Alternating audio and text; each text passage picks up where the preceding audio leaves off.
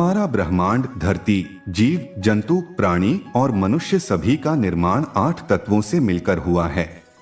इन 8 तत्वों में से 5 तत्व को हम सभी जानते हैं, परंतु हम पूर्ण रूप से नहीं जानते। चलिए आज की प्रस्तुति में पंचतत्वों के बारे में संपूर्ण जानकारी देते हैं। पहले हम जानेंगे 5 तत्व क्या है।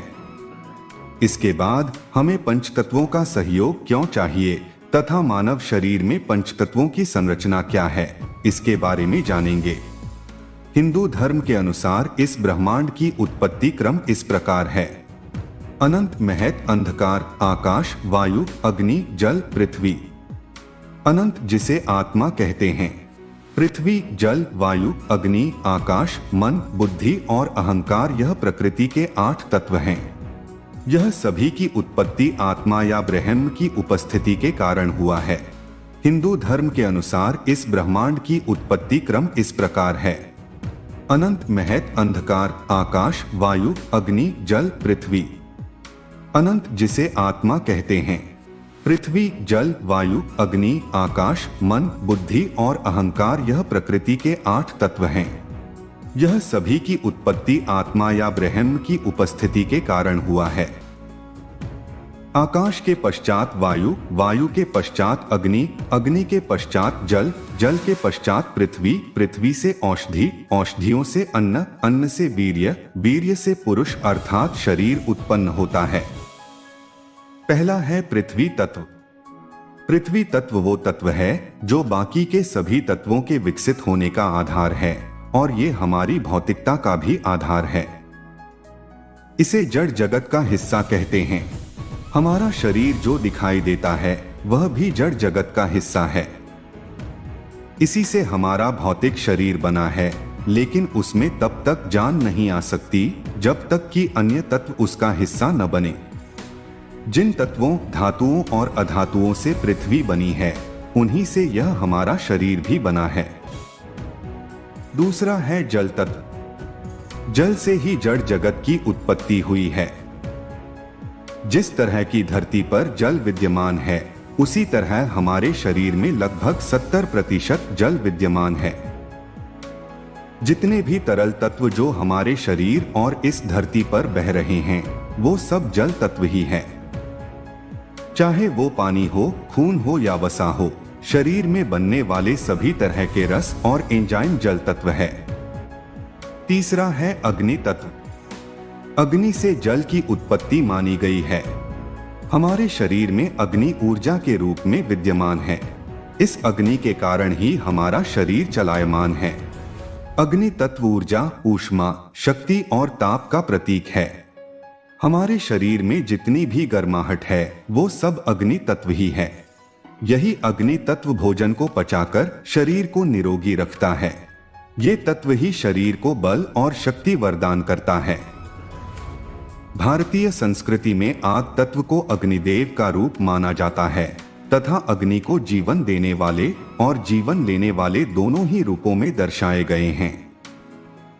जब तक हमारे अंदर अग्नि न जल रही हो, तब तक कोई जीवन नहीं है। पर अगर हम उसके बारे में सतर्क न रहें, तो अग्नि बहुत जल्दी बेकाबू होकर हर चीज को खत्म कर सकती है। चौथा है वायु तत्व। वायु के कारण ही अग्नि की उत्पत्ति मानी गई है। हमारे शरीर में वायु प्राणवायु के रूप में विद्यमान है। शरीर से वायु के बाहर निकल जाने से प्राण भी निकल जाते हैं, जो हम सांस के रूप में हवा लेते हैं, जिससे हमारा होना निश्चित है, जिससे हमारा जीवन है, वही वायु तत्व है। पांचवा और अंतिम है आकाश तत्व। आकाश एक ऐसा तत्व है जिसमें पृथ्वी, जल, अग्नि और वायु सभी विद्यमान है। यह आकाश ही हमारे भीतर आत्मा का वाहक है। इस तत्व को महसूस करने के लिए साधना की जरूरत होती है। ये आकाश तत्व अभौतिक रूप में मन है। जैसे आकाश अनंत है, वैसे ही मन की भी कोई सीमा नहीं है।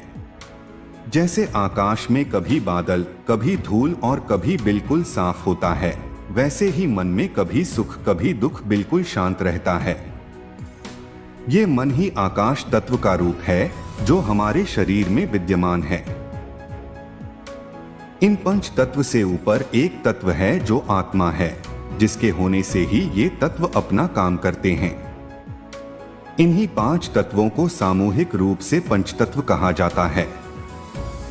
इनमें से शरीर में एक भी न हो तो बाकी चारों भी नहीं रहते। किसी एक का बाहर निकल जाना ही मृत्यु है। आत्मा को जगत में प्रकट होने के लिए इन्हीं पंचतत्वों की आवश्यकता होती है।